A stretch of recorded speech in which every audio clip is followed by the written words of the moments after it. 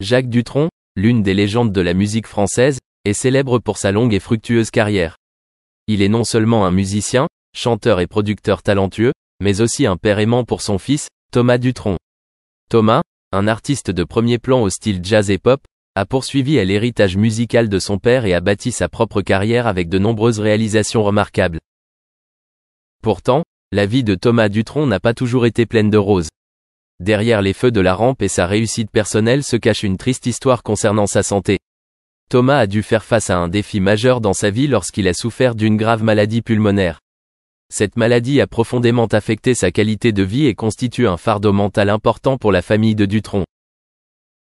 La maladie pulmonaire dont souffrait Thomas n'était pas seulement un défi physique mais aussi un combat psychologique constant.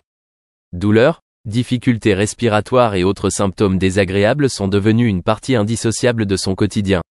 Les performances et les activités artistiques qu'il appréciait autrefois deviennent désormais un fardeau à mesure que sa santé se dégrade, ce qui rend plus difficile la réalisation de projets musicaux et le maintien du contact avec les fans. Durant cette période, Jacques Dutronc reste aux côtés de son fils, lui apportant un soutien et des encouragements constants. Son amour et son attention ne s'exprimaient pas seulement à travers des conseils et du réconfort mais aussi à travers des actions spécifiques pour aider Thomas à maintenir son moral et sa santé. Jacques a toujours souligné l'importance de rester optimiste et de continuer à lutter contre la maladie, malgré les défis que la vie nous apporte. La maladie de Thomas n'est pas seulement une tristesse personnelle mais aussi une profonde leçon de persévérance et de force mentale. Malgré sa maladie, il n'a pas abandonné sa passion pour la musique et a continué à essayer de surmonter les difficultés. La vie de Thomas Dutronc témoigne de sa résilience et de sa combativité acharnée, même face aux grands défis. De jeune homme prometteur, Thomas est devenu un symbole de persévérance et de courage. Son histoire n'est pas seulement une triste histoire sur la maladie, mais aussi une leçon sur l'amour, la persévérance et la capacité à surmonter l'adversité.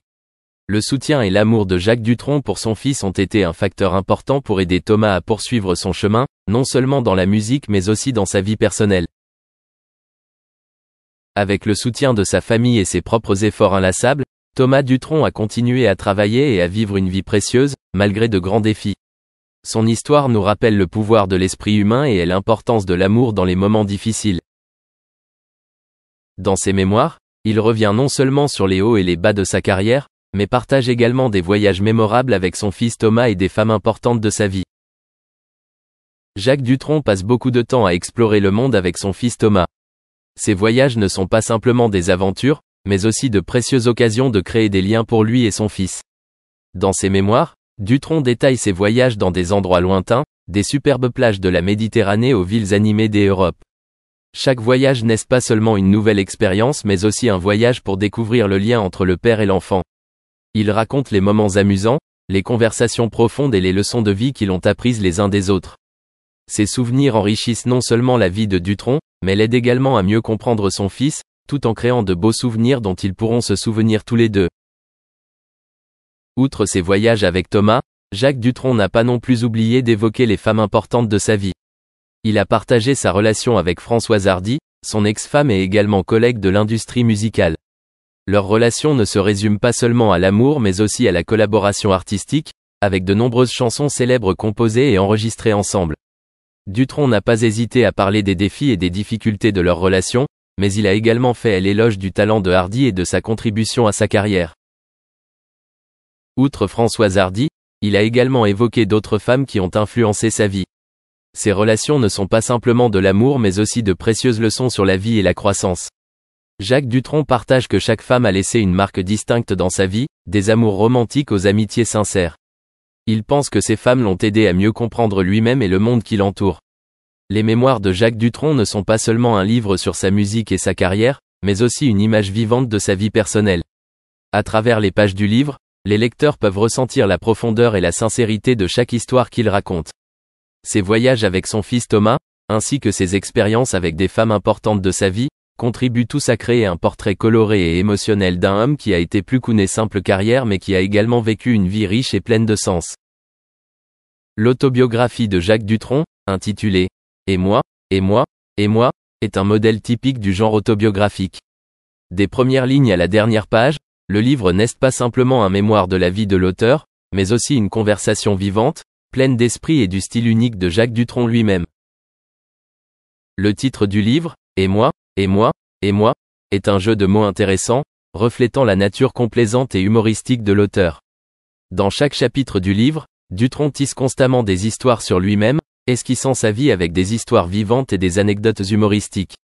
Non seulement il parle des événements importants de sa vie, mais il intègre également intelligemment des blagues, des paroles satiriques sur ses années d'étudiant et des moments humoristiques de sa carrière et de sa vie personnelle. Jacques Dutronc n'a pas peur de dévoiler ses diverses facettes à travers cette autobiographie. Il décrit ses relations avec des sommités de l'art tels que Jean-Luc Godard, Maurice Pialat et Claude Lanzmann, non seulement avec des compliments mais aussi avec une douce ironie et une profonde perspicacité. Par son style d'écriture, Dutronc fait ressentir au lecteur l'atmosphère de conversation sophistiquée, où l'humour et l'intelligence se mélangent naturellement. En plus de raconter des histoires personnelles, le livre est aussi un portrait raffiné de Jacques Dutronc, non seulement une star célèbre mais aussi un homme nuancé. Il décrit honnêtement ses expériences et ses émotions, des échecs au succès, des relations personnelles aux événements professionnels importants. À travers cette autobiographie, les lecteurs en apprennent non seulement davantage sur la vie de Jacques Dutronc mais aussi sur son style d'écriture caractéristique. Le livre est un ouvrage indispensable pour ceux qui aiment la combinaison de l'autobiographie et de la comédie, de la sincérité et de la satire. Ainsi, Et moi, et moi, et moi, n'est-ce pas seulement un livre mais aussi un intéressant voyage à travers les pensées et les sentiments de Jacques Dutronc. Il s'agit d'une expérience de lecture particulière, où chaque page apporte surprise et joie, empêchant les lecteurs de quitter le livre des yeux jusqu'à ce qu'il ait fini de tranquillité domestique et plongeant Eastwood dans un tourbillon de passions tumultueuses et de recriminations amères. La façade idyllique de la romance d'Eastwood avec Locke dissimulait le spectre de son épouse séparée, jetant une ombre sur leur domicile commun et soulignant le désaccord qui imprégnait leur union. Malgré l'ardeur qui caractérisait leur début, la romance d'Eastwood et de Locke était destinée à s'effondrer, laissant derrière elle un sillage de chagrin et de trahison. L'antipathie de Maggie Johnson envers Sondra Locke était palpable, se manifestant par des règlements stricts concernant l'interaction de Locke avec les enfants d'Eastwood et une interdiction catégorique de sa présence à la propriété de Pebble Beach. Le mandat de Locke en tant qu'amante d'Eastwood était parsemé de discorde, conséquence de sa décision de s'engager dans une liaison illicite avec un homme marié, un arrangement qui précipitait une profonde angoisse et du ressentiment.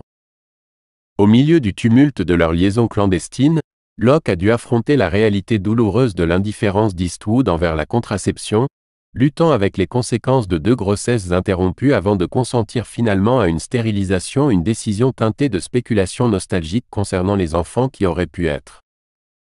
Pourtant, alors que Locke naviguait dans le terrain tumultueux de sa relation avec Eastwood, son mari, Gordon Anderson, planait comme une figure sombre en périphérie, une présence énigmatique emblématique des enchevêtrements compliqués qui caractérisaient sa vie personnelle. La dissolution du mariage d'Eastwood avec Maggie Johnson a marqué un nouveau chapitre dans sa saga romantique tumultueuse, offrant à Locke une emprise ténue sur sa vie. Cependant, le spectre des propres liens matrimoniaux de Locke a jeté une ombre sur leur union naissante, alors que sa relation clandestine avec Anderson se déroulait en toile de fond de la domesticité fracturée d'Eastwood. Coincé dans une toile complexe de tromperie et de duplicité, le mariage de Locke avec Anderson démentait les normes conventionnelles de la matrimoine, servant de façade pour dissimuler la véritable nature de leur lien intime. La dissolution de l'union de Johnson et d'Eastwood a marqué un moment décisif dans la relation de Locke avec Eastwood, offrant un semblant de légitimité à leur romance clandestine. Pourtant, au milieu des ruines de mariages brisés et d'alliances fracturées, Locke a lutté avec l'héritage durable de ses affections entrelacées, un témoignage des caprices de la destinée et des complexités immuables du cœur humain.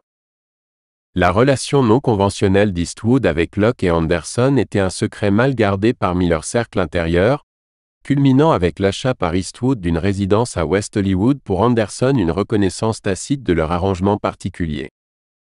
Malgré leur aversion à officialiser leur engagement par le mariage, leur lien était apparemment inébranlable, mais peut être porté il les présages d'une discorde imminente.